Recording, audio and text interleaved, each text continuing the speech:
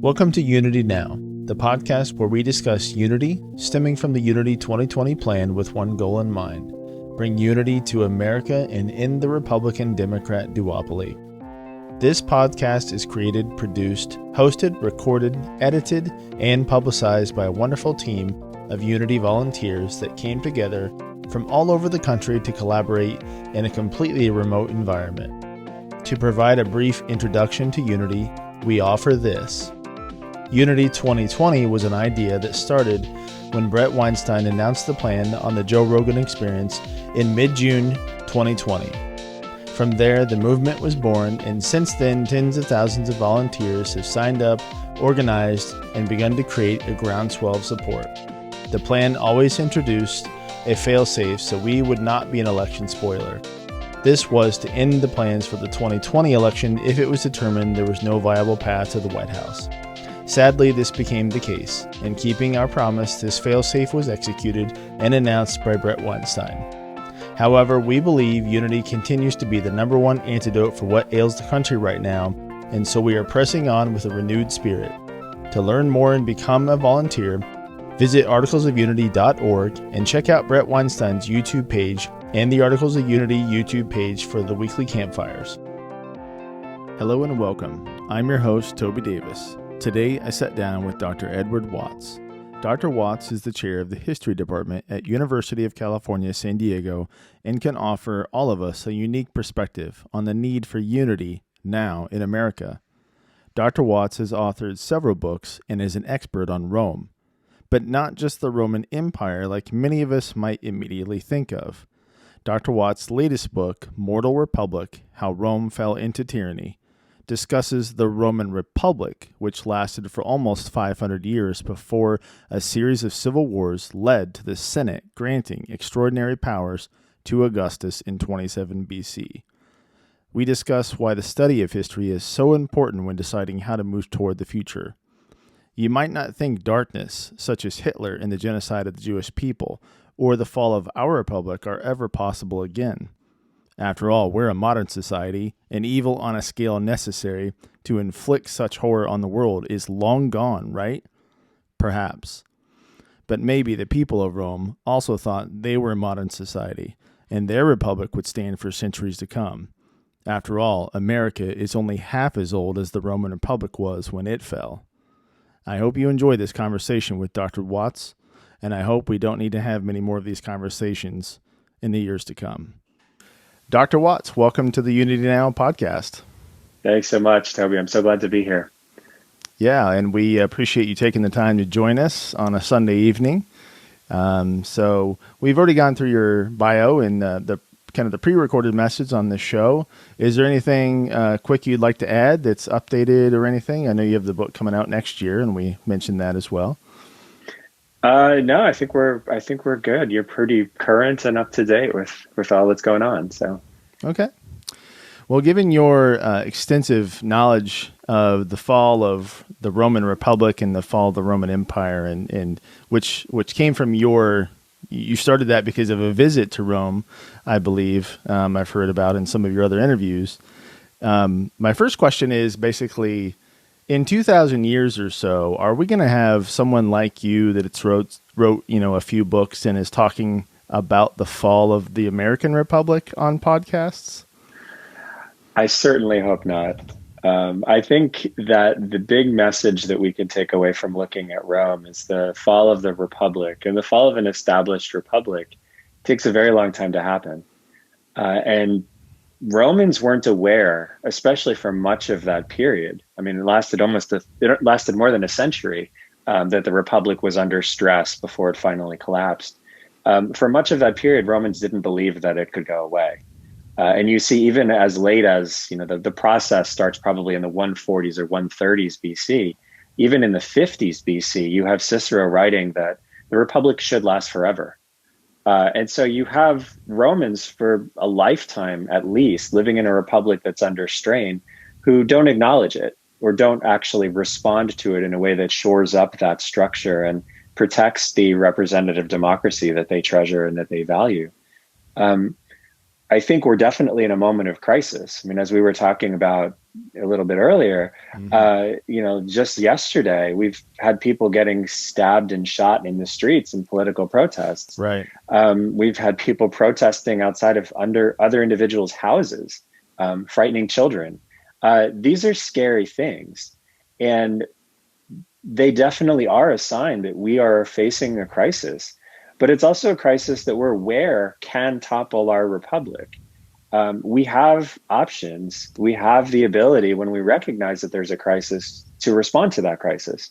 And I think acknowledging that we're really confronting some serious issues that are not going to be easily solved gives us the opportunity to turn that trajectory away from the collapse of our republic and having somebody 2,000 years from now say, in 2020, that was the last year that you could see the American Republic as a functional thing. We have time to move away from that. We have time to change that story. We have time to make that outcome not become our reality. And unlike Romans, we should know where this is headed if we don't make those changes.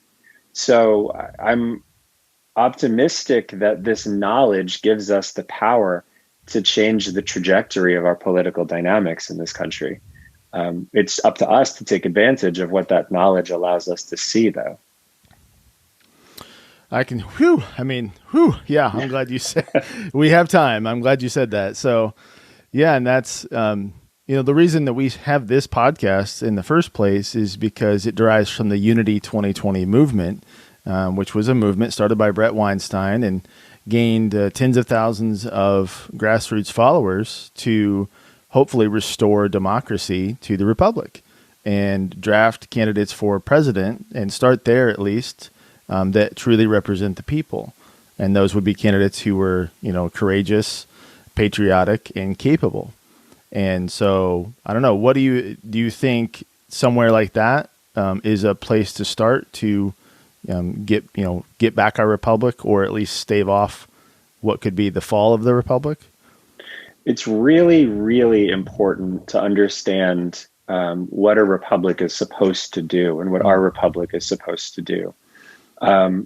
What basically we've heard, especially in the last few months, is that a republic is not supposed to be equal. It's not supposed to be representative. It's, things that are basically saying that it doesn't really matter who gets the most votes.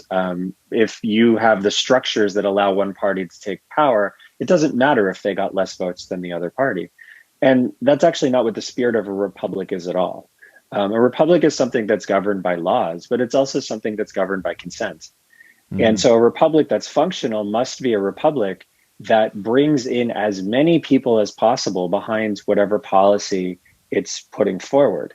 And those are the policies that are enduring. Those are the policies that everybody's invested in. And those are the policies that bring stability to a state.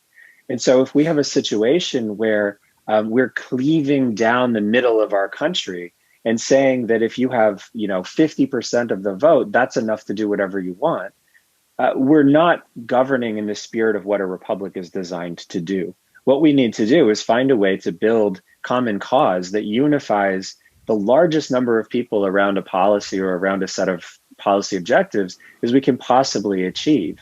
And one of the things, when you look at the founding fathers, that they emphasized really, really powerfully was political parties are not ideal. I mean, this is not how a republic should function.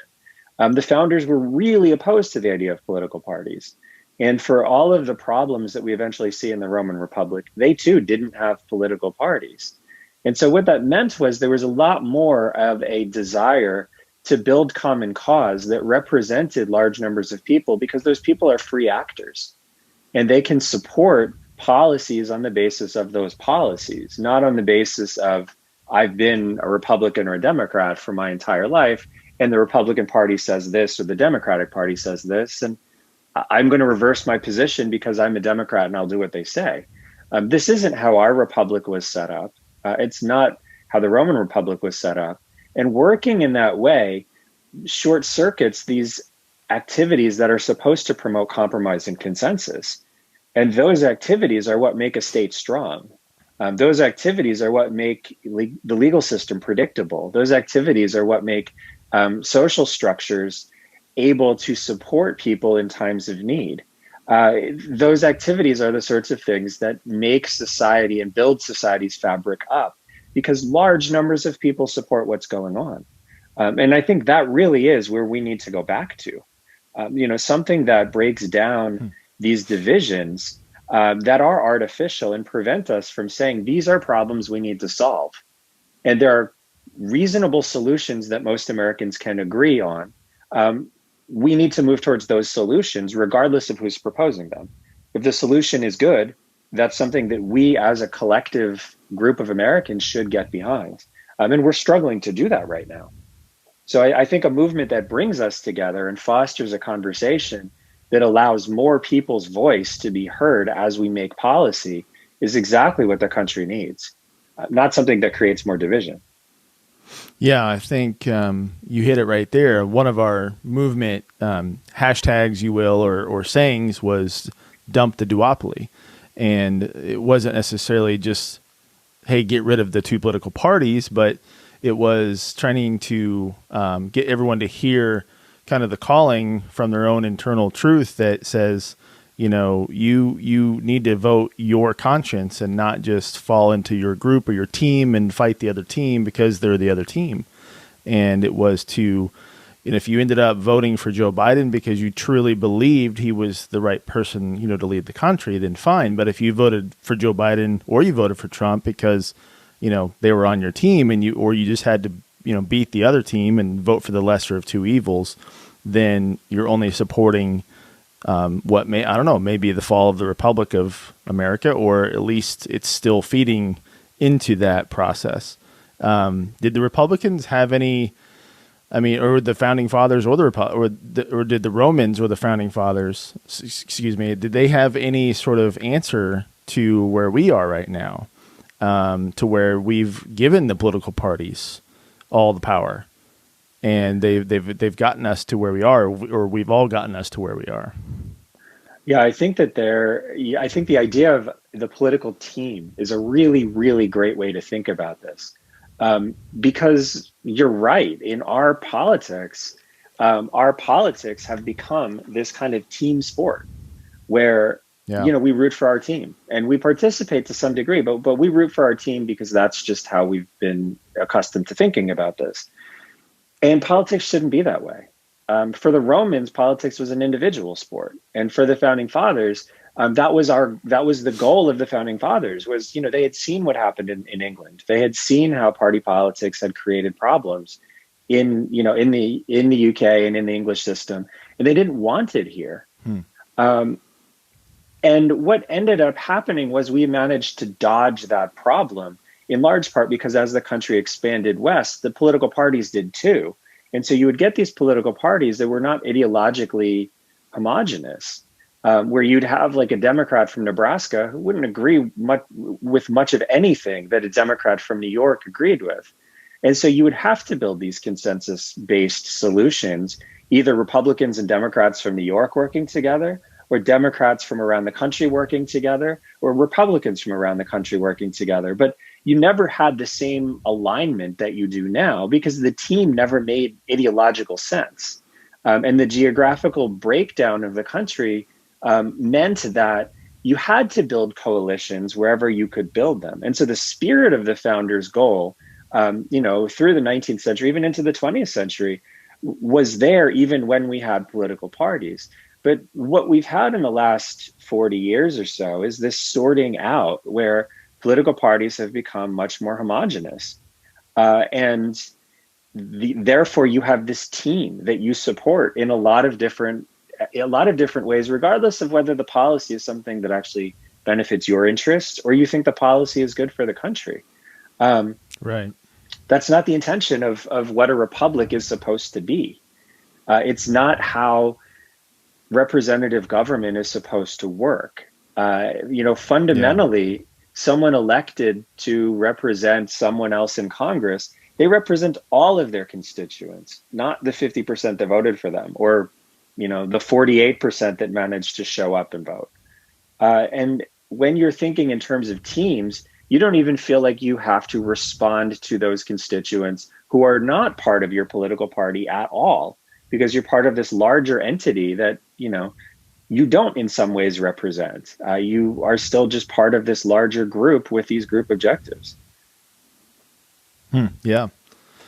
And I was thinking that, it's hard to even imagine where a candidate these days would simply say, if they're running for, just say, like a state representative office, right? And they would announce their campaign and they would say to the people, I have no agenda. I have no politics except to say I will represent you, my constituency, my base. And so I'm going to go around and find out what it is that you believe in and what you want and what you would like me to vote for or not vote for. And that's what I'll do, because that's exactly what they're supposed to do, right? Isn't that the entire idea? It's representative of the people, and that person really shouldn't have a voice or opinions other than what they find out from the people they represent. Exactly. And that's what it's supposed to be. That's how a representative democracy is supposed to function. Yeah, but that person would not have any luck, right? Yeah, well, you almost would imagine, or you almost would wonder if that person would even be taken seriously by the constituents who don't share whatever letter comes after their name. Yeah. If, for example, you were to be a Democrat in Indiana or a Republican in Los Angeles, and you ran a campaign like that, you very well could sincerely mean that. You very well could sincerely mean, I want to represent everybody, and I want to listen to your voices, and I want you to be heard, and my policies are going to correspond not to what someone in leadership says, but to what you're telling me you want. Someone who sincerely means that might not be taken seriously by the other side who doesn't, adhere to whichever political party that person affiliates with. And I think that's a real tragedy, because I think 30, 40 years ago, that wouldn't have been the case. I mean, you had the sort of Lowell Weickers of the world who would do that, would run things that way. They would be these kind of maverick Republicans or maverick Democrats who would vote with their party sometimes, vote against their party other times, and would really be strongly in support of the interests of their constituents, regardless of where the party came down. It's hard to find those people anymore. Yeah. And I think that's something we have really lost in the last generation. Agreed. So are there any ways, I would say in what ways, but really, are there any ways in which the American form of government was an improvement on the Roman Republic? Or what's better, what's worse about it? There's some significant things that I think the founders understood from watching the Republic collapse. One is the separation of civilian and military authority. This was a big problem in the later Roman Republic, where you would have military commanders who also ran for civilian offices while they had troops, or competed in civilian political life while they had troops. And what that meant was occasionally these people would use those troops as pressure groups. And it would start as marching your troops through the middle of the city, with them acting as citizens, but clearly also as armed citizens, intimidating people to suggest that if the policy that they were advocating for was not supported, they would be upset. Wow. A generation after that, of course, the troops are not just protesting under the general Sulla. They actually march in. They actually attack the city. And so I think the founders understood that you need to have this separation of military and civilian control. It's a good idea to not have somebody who is a general at the moment run for president while they are in command of troops. Right. Another thing that was really important that we have done right versus how the Romans did things is having a separate and independent judiciary, where for most of our history, it's been understood that prosecutions happen because you broke the law, not because someone is politically opposed to you. That's starting to break down, unfortunately, where we're starting to see real suspicion about why investigations of political figures are starting, whether they actually do consist of investigations of people who broke the law. But in the Roman context, this was just a political tactic because civilians could bring charges against anybody. They could bring charges against a political opponent. And so if you were running against somebody who was somewhat controversial, you'd bring them up on charges, whether there's any merit to it or not. And so I think our founding fathers were very insightful in saying we need to have a judiciary that's completely independent of the political process. We need to have a public prosecution, like an entity that conducts prosecutions, not just citizens showing up and saying, I am charging this person with a crime, but someone who actually decides whether there is reasonable cause to imagine a crime occurred. These are important things that if our founding fathers didn't learn this directly from the Romans, they learned it from people who did learn it from the Romans. And it's important, I think, to recognize those achievements are significant. They're meaningful. They're part of what made our republic strong.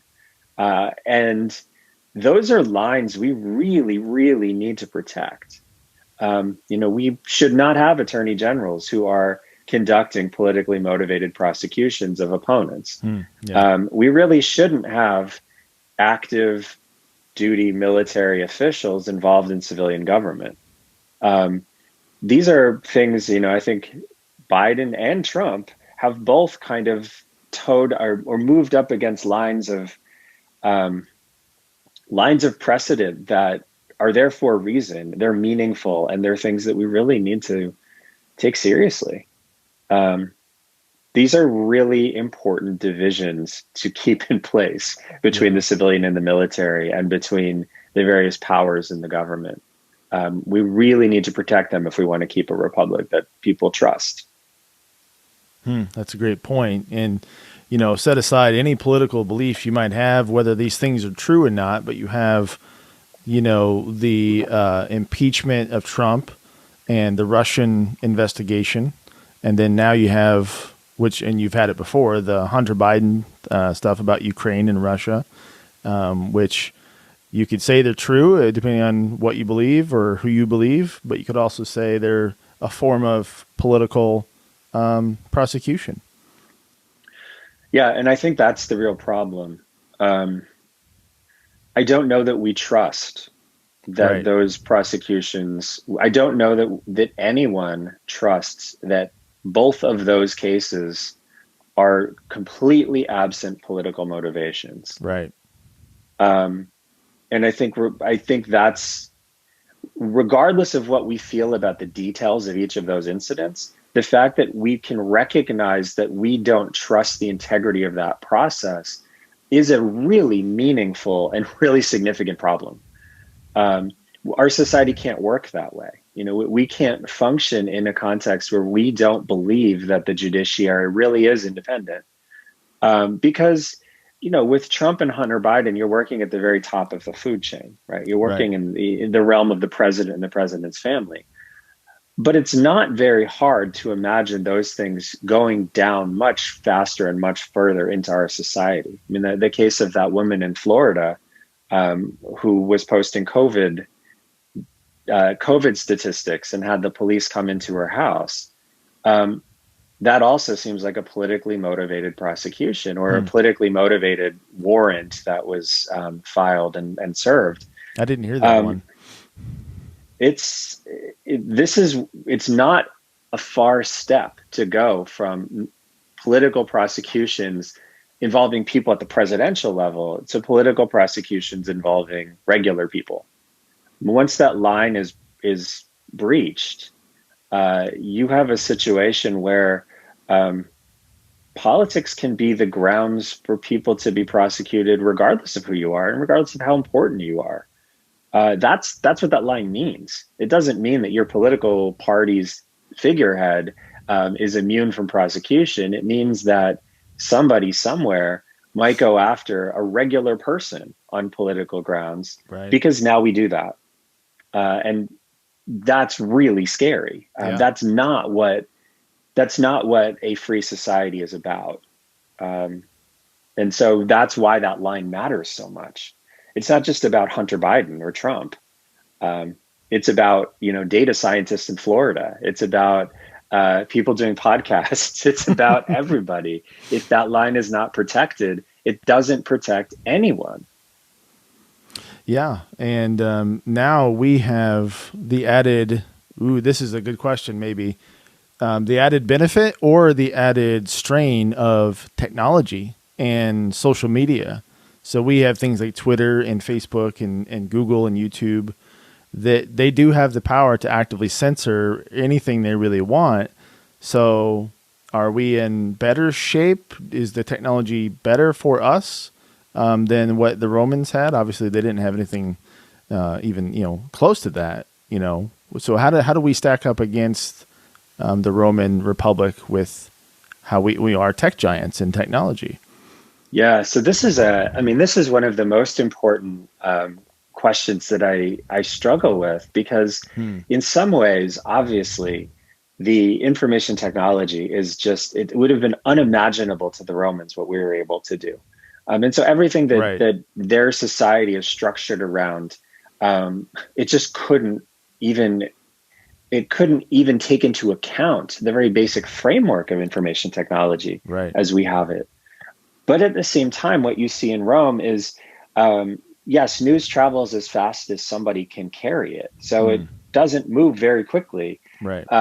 But when you are in a city, the city of Rome had 1 million people in it. It was probably, the Roman Empire had probably 60 million people in the entire empire. The entire world had something around 300 million people. So, 1 out of every 300 people in the world lives in that city.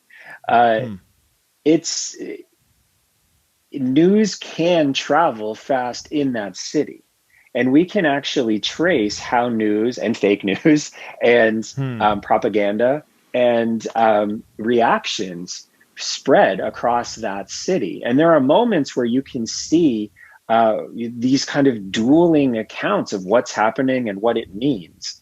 And so it's absolutely 100% true that if you are in, if you're in the Roman Empire and you're in a city on the Syrian frontier, you don't hear, and it's winter, you don't hear what happens in the city of Rome probably for 3 months. And we know this for sure. We have, an emperor who died on New Year's, and then there's a series of political crises. 2 more emperors rise and fall by April. And we have an inscription from a Syrian town in April that still thinks this first emperor who died on New Year's is in power. So we know it takes a really long time for news to get in some places. But in the city of Rome, it does not take a long time. And so in the city of Rome, we see the same dynamics that we see in our media ecosystem, because news does travel almost instantaneously. And we can see people doing things like Julius Caesar publishing regular updates about the wars he was fighting in France, so that he could build a political brand for himself. We see opponents of Caesar spreading rumors about Caesar's sexual behavior. We see people on Caesar's side in the lead up to the civil war that he'll fight against Pompey, spreading news about how the government is unjustly oppressing Caesar and his supporters. And then you have people countering this by saying that Caesar is aspiring to be a tyrant. And all of this is happening at once. And so we can, in some moments, get a sense of what the information ecosystem is like in the city of Rome. And so I think in the city of Rome, what we see is this incredible kind of churning of information and truth and fiction, and people being geared to respond to certain stimuli.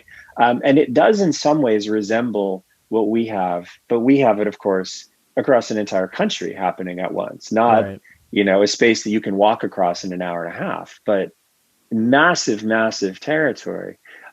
And I think that the bad part of the answer is the Romans never figured out how to manage that. Even under the empire, there was a lot more control over how information spread. There wasn't these multiple competing centers of news and information that you had in the Republic. But even then, they struggled to figure out how you deal with a diverse information ecosystem.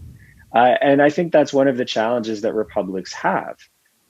There are moments in the Roman Republic where people do all come together. They do agree that there are reliable sources for information, and they do all agree to get their information about events from those sources. So in the aftermath of the losses that Rome suffers to Hannibal in the Second Punic War, there is an effort to organize the flow of information so that the people whose sons were killed, the people whose sons were injured, the people whose sons their location was unknown, all knew how to get that information, and they all trusted the source of the information that they would go and get it from. And so when the Republic is strong and there's mutual trust and there's an assurance that the government is doing what its citizens expect it to do, that media ecosystem or that information ecosystem is something that is managed, and it's productive, and it stabilizes and enhances the integrity of the society. But as you move into the later Republic, where people stop trusting that there is a source of information that provides reliable information, then it becomes a different kind of dynamic where nobody knows what to trust, nobody knows what to respond to, and different sides of the society are trying to catalyze responses based on a segment of the population that's willing to listen to them.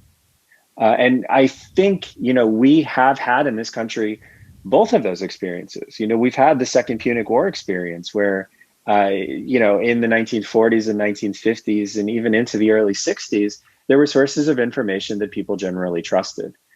We all could find sources of information, and we would universally agree that more or less what we're reading is what's going on. Since the late 80s, I think we've moved progressively away from that, right, to the point where we are now, where there are large segments of the population that don't even agree on basic facts, and don't even agree that, a news outlet is telling anything that's true. And that, again, is a really significant shift from where we were, say, 70 years ago. Right. That's interesting. I appreciate that detailed answer. It made me think a lot, so in a lot of ways, we do have better tools to figure out what is the truth, because our access to technology. I mean, sure, there are companies that we can maybe some of us can, well, not all, some of us can agree that they are censoring or they're not sharing the truth. But, even like in this unity movement, I found plenty of independent news sources that I can now trust and go to. People like The Hill on Rising with Crystal and Sagar, and realclearpolitics.com. These are things that I didn't know about before the likes of all the major media sources and Twitter and Facebook, but I do now. And so that's a product of this movement. And, the folks back in Rome wouldn't have had such an easy, not an easy way, but an efficient way maybe to gain access to a different source of news, right? They'd be walking around town or talking to people they know, and depending on who they talk to, that person could also be kind of hiding the truth. So surely we might have it a little easier in that regard. I think so, if we're willing to look. If we're willing to look, right? It's all up to the individuals. And I think the other thing that's a challenge is, if you have an iPhone and you go on your Apple News app, it's in a sense, what is it? It's curated. And so there's somebody deciding what's going to pop up on your news app, and it's geared towards what you look at. And so it reinforces already some of the perspectives and biases that you carry in. Right. And so you really do have to make that effort to look beyond the neighborhood, as you just said, to look at other things and figure out what is trustworthy, and, hopefully not trust the algorithm that's pushing something to you, because that algorithm, to be honest, the algorithm has no interest in our democracy. Right. And that's really, I think, the concern we all need to put forward when we're thinking about political behaviors and political information and political ideas. Do we value our democracy? Do we value the fact that we're in a representative democracy that should be consensus-based?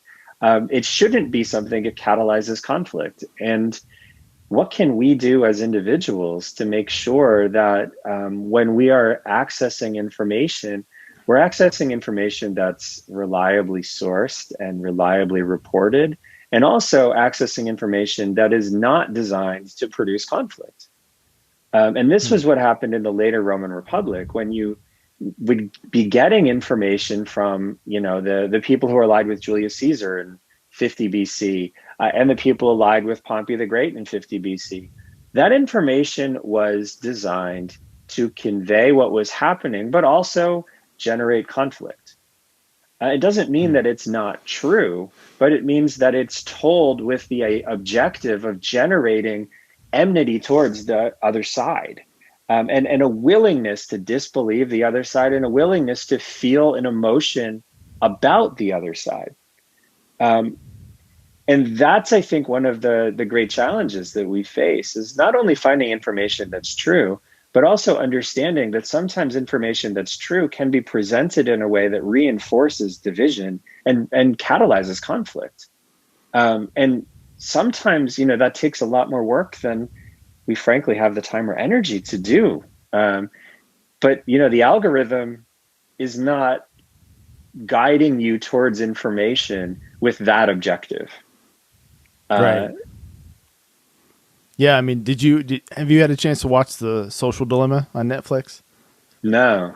Okay. So this is a documentary about the algorithms basically in Twitter, Facebook, Instagram, Google, these companies, and they have people like executives that came from these companies, and they talk about how these algorithms were built to keep you engaged on the platform. Nobody sat down and said, hey, how do we divide, this republic we have in America? They sat down and said, how do we make this platform more engaging and eventually more profitable?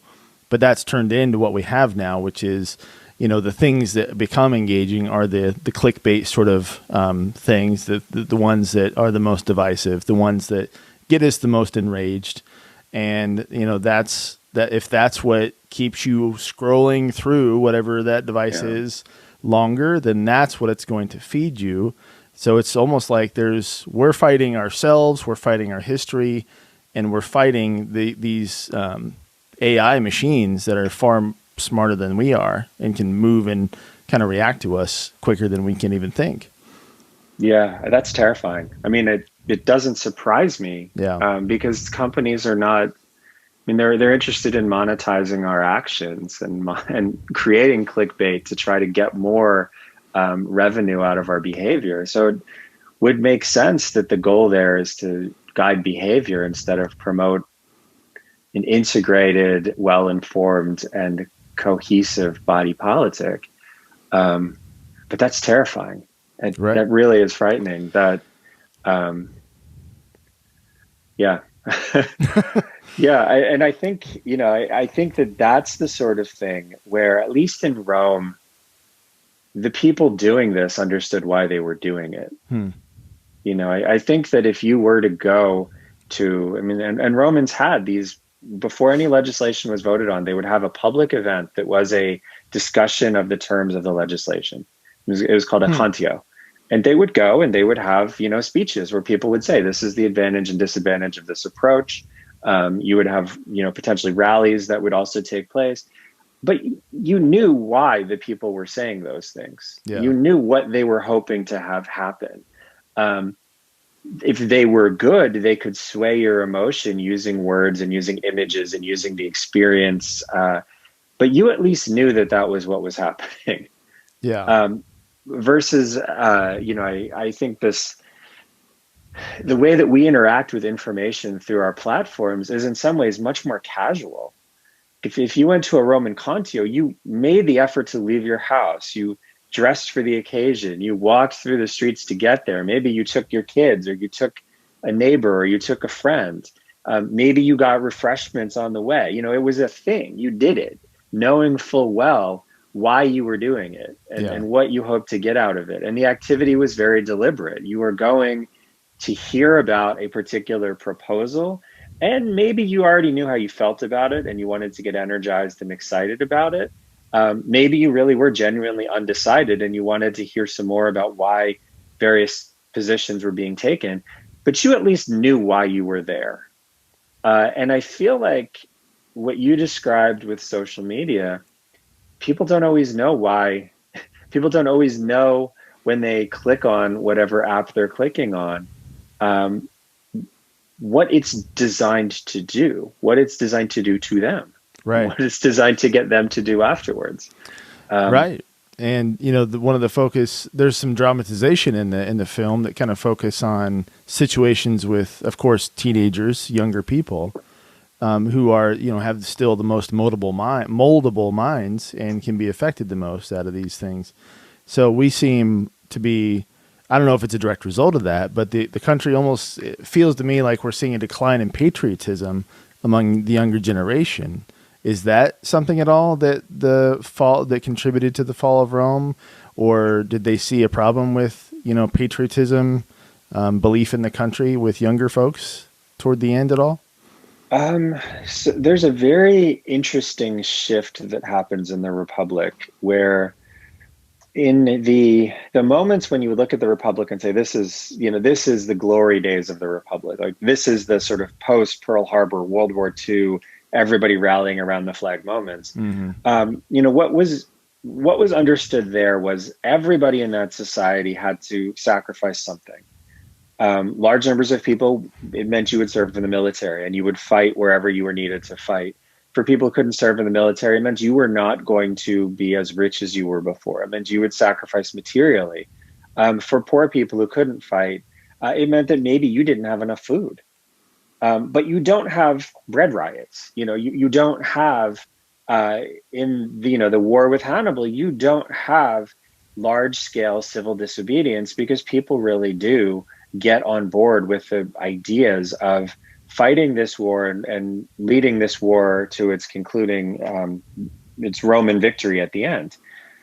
And as you move through from, this is at the end of the 3rd century BC, as you move through the 2nd century BC, what you see is the state begins to ask less and less of its citizens. And so most citizens by the end of the 2nd century are not actually serving in the military. They're not really expected to. You know, pretty much everybody of military age who was in Rome during the Second Punic War, pretty much everybody would expect to serve. I think they estimate like 70% of the eligible people actually did serve in the military. By the time it's the year 100, most people are not serving in the military. They're not expected to do a tremendous amount for their society. Are they less patriotic? I don't know if they're less patriotic. I don't know that anyone would say, I don't like Rome. But I think what they would say is, I don't really feel an obligation to do very much to support this society that I love. You know, in the middle part of the 2nd century, they stopped collecting taxes from Italians. You know, so the Italians are not serving, and Roman citizens are not serving in the military in large numbers, at least as opposed to or compared to what was going on in the 3rd century. They're not paying taxes because they're exempt from taxes. You know, and so what is their obligation to that state? Well, for a lot of time, it's pretty minimal.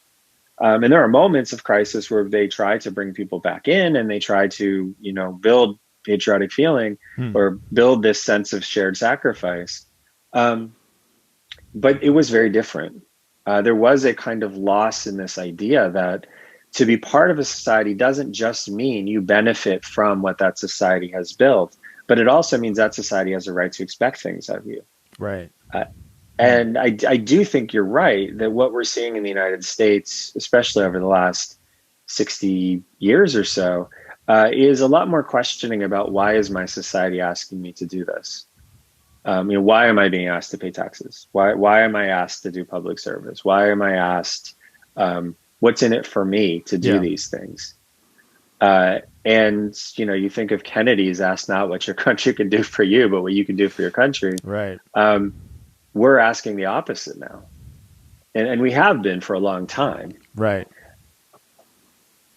Yeah, that's so key. So a lot of the theme throughout what you're saying is individuals, you know, and individuals taking responsibility for themselves, for what their news sources are, and knowing when to look the other way, and knowing when it's like we're both on cruise control at this point. The kind of the time frame you described with Rome and where we are now in the last 20 or 30 years, one cruise control, everything's okay. And I don't really, I just kind of go about my life. And that's kind of where I was before getting involved with the unity movement, and why I feel it's so important. It's because it's like we are the ones who we've been waiting for. If we don't do anything now, then who will? It's kind of like our generation's time to do something about this. And then the question is, well, what is this we're doing something about? And the study of history like this that you're focusing on is, I think, so important. It's so hard to do what you just said too. Right. And then this is the thing I think we see in the late Republic. It's so hard to be committed to the success of a representative democracy. It's so hard to say that sometimes that means I don't get what I want. It's so hard to say that sometimes that means I do something that I wouldn't otherwise want to do. And we see, I think that the best example of this is Cicero, who writes really explicitly about what a republic is. A republic is something that's governed by law. It's governed by the consent of the governed. It's something that does not have violence. It's something that always observes the rights of its citizens, because its citizens are the stakeholders that the republic is designed to serve.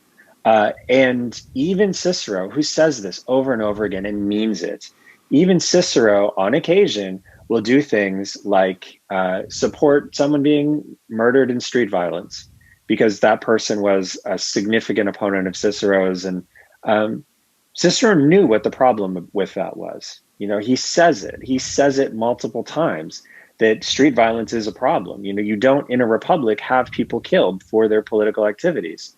You charge them, you use law against them. And yet, even Cicero sometimes falls.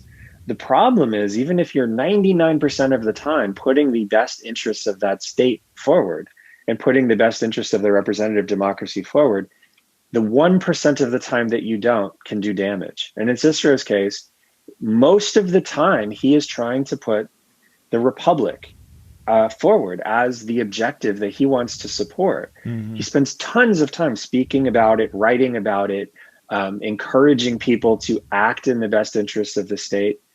But occasionally he doesn't. And those times that he doesn't are really destructive. They, in a sense, almost undo all of the other good that he does.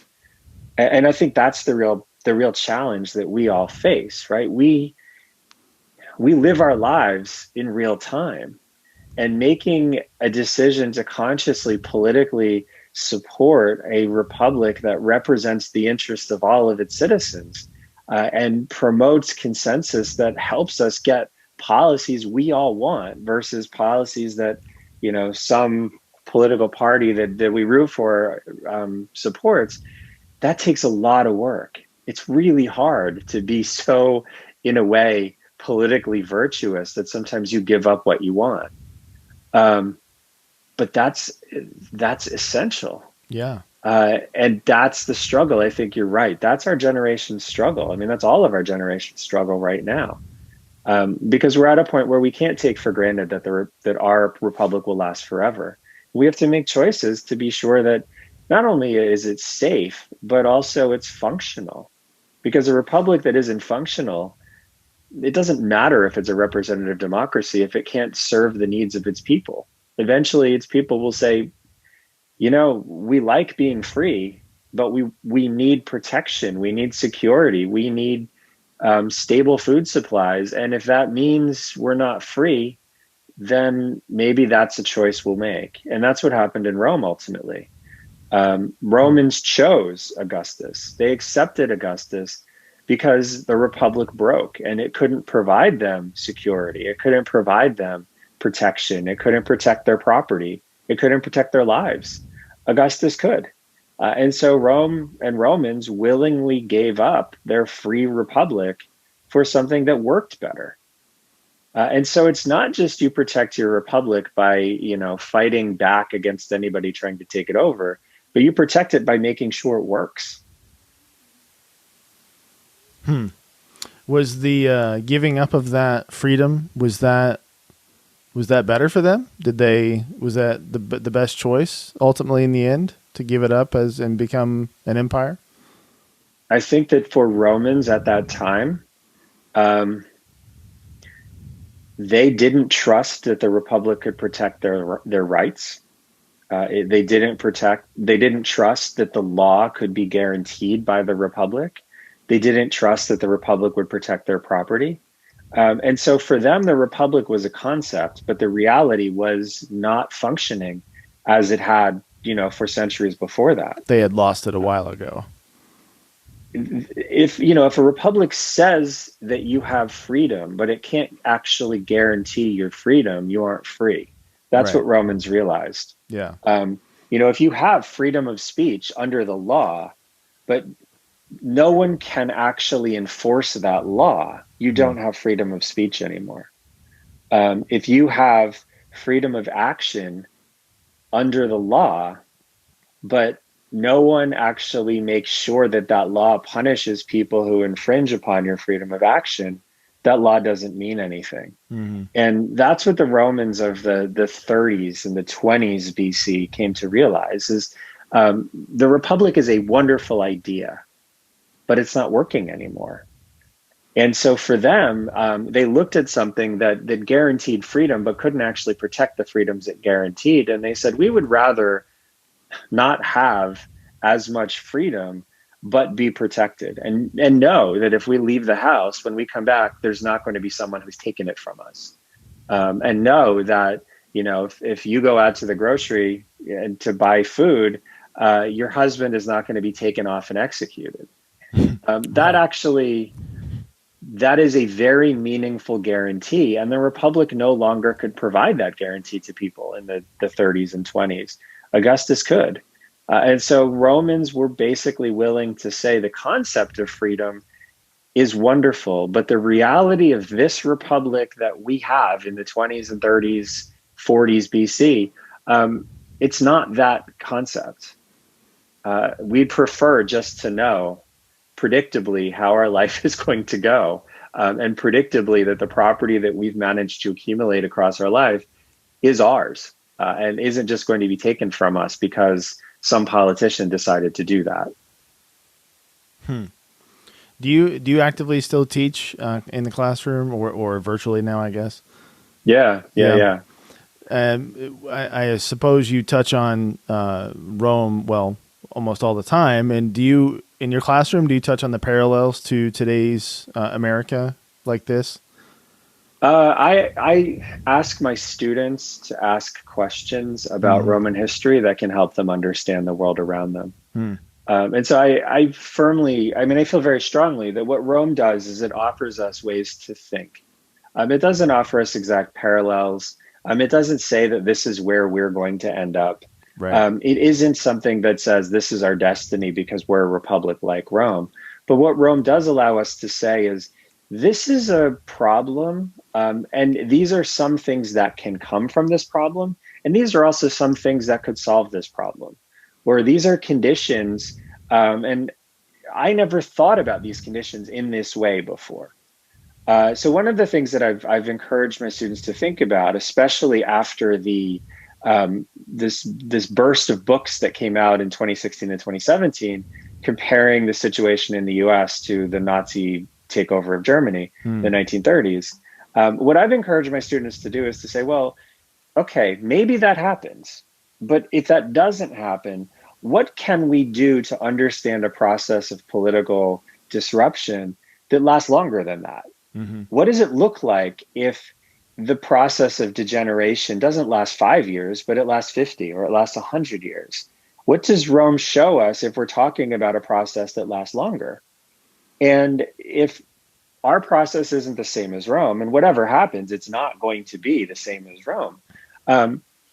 Rome does show us that sometimes we need to expand our thinking beyond 5 years or 4 months or 10 years even, and think in this really big picture way where developments and trends and processes can last a lifetime, can last 2 lifetimes, can last, 2.5 lifetimes.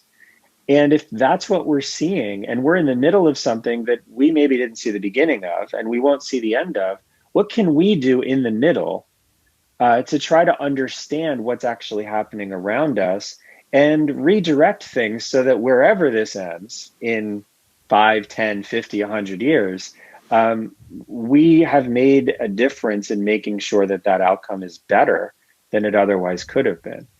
And so I really encourage my students to use Rome as a tool to think with. I encourage them to discuss Roman events and how they could help them think about the world around us. I also really emphasize to them, we aren't Rome. We're very different societies, but some of the challenges we face can give us ways to consider in new ways the struggles and the challenges and the situations that we're facing right now. And that, I think, as a historian, is the best we can do. Increase our data set, give us more possible outcomes, give us more options that we might not have ever considered. And, then maybe make better choices than people who weren't as well informed. And for all we can say about the Romans, it's clear that they did not understand the sort of fire they were playing with in the 2nd century BC, when the crisis that ultimately doomed the Republic first emerged. The people who were doing what they were doing, and the people who were using intimidation and ultimately using violence, did not know what that would lead to. And that's because they did not have a big enough data set to understand what kinds of risks they were courting by behaving in that way. They didn't have a big enough data set. What made them form the republic like they did? Did they study any other former republics like our founding fathers studied theirs? Yeah, this is a great question. If you read what the Romans say, they say they did study other republics. In reality, it seems what happened was there was a populist revolution that overthrew one way of electing or selecting Roman kings and put a different sort of Roman king in place, who was a populist. And the republic was created as a counter-revolution to what he put in place. And so it started out as an aristocratic counter-revolution to a kind of populist monarchy that worked in collaboration with kind of the upper middle class and the middle class. But what those people who created the republic and who led that revolution realized was they couldn't run the republic in the way that they had first envisioned, as just an aristocratic kind of club where a few families would share control. And so they did very quickly, within a generation, come to understand that there needed to be this process of conversation, negotiation, and eventually kind of expansion of the power holding within the republic to more people in ways that were more responsive to the needs of the citizenry.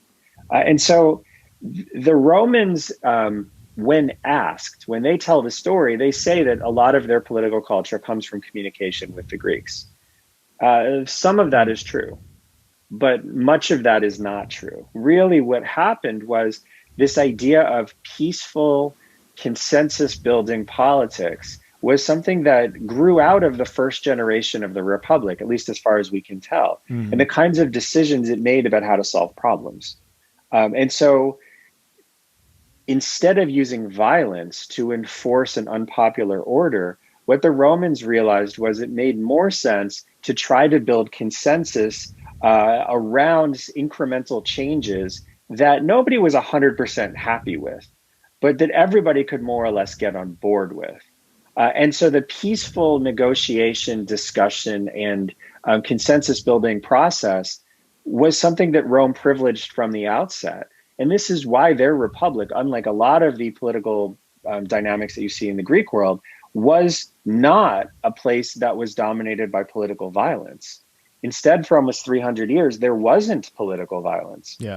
Because deep in the DNA of this state was this idea that conflict was resolved peaceably through political processes, through negotiation, and conflict should not be armed and it should not be violent. And and that actually is something that is a uniquely Roman way of constructing and creating a state. And actually, the Romans did that a lot better than we have. If you just think about the history of the United States, the number of assassinated presidents, the number of assassinated politicians, the fact that we had a civil war in the 1860s, we haven't particularly managed to resolve our differences peaceably. And yet the Romans go 300 years without a political assassination, without a civil war, without like mob fighting in the streets. That's a really remarkable achievement. And, to my knowledge, it's not something that anyone else in the ancient Mediterranean was able to achieve for as long as the Romans were. Well, that's either a really great thing for us because we've managed to survive those, or it's a bad thing in that, the end is near because they only went, would you say 300 plus years, and they had no political assassinations or killings, and we haven't made it that long yet. So, yeah, I think the principle, though, is the principle that everyone who subsequently looked at the Roman Republic understood was an exceptionally good one. This idea that political competition is managed. It's managed through the political process. It's managed through a clear set of what you get when you win and what you get when you lose. It's managed through a recognized and defended set of norms, and it's managed through a recognized and defended set of laws. And that combination of law and custom provides you with really strong guardrails to be sure that political competition functions in a rule-based way. And then the people who are engaged in that political competition know what's happening, and they know what happens if they win or lose, and they can calculate their risks based upon that. And there isn't much incentive to do anything violent when all of those things are in place. Because if you really do believe that your idea is best, then you convince other people of it. And if you convince other people, that idea will prevail. It might not prevail immediately, but if you're patient, the system will reward you for doing the work to build consensus behind what you think is a good idea. And everybody who writes about the Roman Republic writes about how there are separations of powers, separations of responsibilities, and this culture that encourages people to work together because they don't have the ability to go outside of that system and kind of force their will on anybody else. And that's what a republic does best when it is allowed to do it.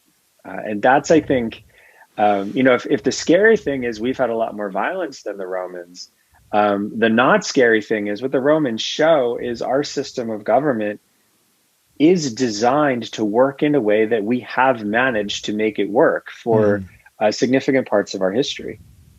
We do have the capacity to do this. We have the structure that can enable us to work in that way. It's just a question of the will to be sure that our politics do work in that way. Well said. We're right about an hour, so we'll probably let you go. I think the discussion of history and what you do and people like you, and until the last maybe 10 years, myself, I looked at things like Nazi Germany and I understood what happened, but I never thought in terms of that's possible to happen again. And until I really studied it and really, understood, well, these were people just like we are people, did all of them make the most evil of the decisions to do what they did and kill millions of people? No. But a lot of them fell into, their team, their groupthink, and just kind of followed along. And things like that, things like the fall of the Roman Republic, if we don't understand, immensely what happened there, we're certainly in danger of repeating those mistakes. I think that that's really well said. And I think that the example of someone like Cicero, who did not mean any damage to that state. In fact, he really wanted to defend that state. but occasionally, he didn't live up to the principles that he laid out. That's a very human thing to do. I think we can all understand that. I think Yeah. we've all done that. Um, and that, I think, just underlines the challenge that we face. We know what we want to have happen, but we're human, and it's really hard to always be virtuous. No one has ever managed to do it. Right. And I think Cicero shows that even people with the best intentions and the deepest understanding of why it's important to behave in a specific way sometimes can't manage it. And I think that's one of history's great lessons is, when we can manage it, we need to really try. We won't be 100% successful, but if there's something that we value, we need to defend it. We need to do the work, and we need to do everything we can to be sure that if we value a free society, we're doing everything in our power to uphold it. We might not always succeed in doing it. We probably won't always succeed in doing it. But if that's the goal, we at least know how to value and balance some of the choices we're making. And that, I think, is maybe one of the lessons we can take away from history. Yeah. Well, if unity takes hold in 2024, I'm going to recommend a new cabinet position for chief historian, and just keep your agenda open during that time. For sure. I'll keep my phone on. Yeah. So, Dr. Watts, your most recent book, Mortal Republic, How Rome Fell Into Tyranny, is available, has been for a couple of years, right? And Yep. Rome's Eternal Decline and Fall, The History of Dangerous Ideas, is your new book coming out next summer, right? Yep. Okay. And if people want to find you, where can they do that? Are you available? Do you participate in any social media? The easiest way, my books are on my academia page, and you can track me down through the UCSD website as well. All right. We'll have all links in the description on YouTube and in the podcast where you can find it. And with that, we'll sign off. Dr. Watts, thanks so much again for joining me. Thanks so much, Toby. I loved it. Okay. Take care. Thanks for tuning in. For more conversations and content like this, be sure to subscribe to the podcast wherever you prefer: Apple, Google, Spotify, etc. If you prefer to consume your podcasts in video format, you'll find full episodes and clips on YouTube. Follow the Unity Now podcast on Twitter, Facebook, and Instagram by clicking the links in the description below, and be sure to sign up and get involved at articlesofunity.org.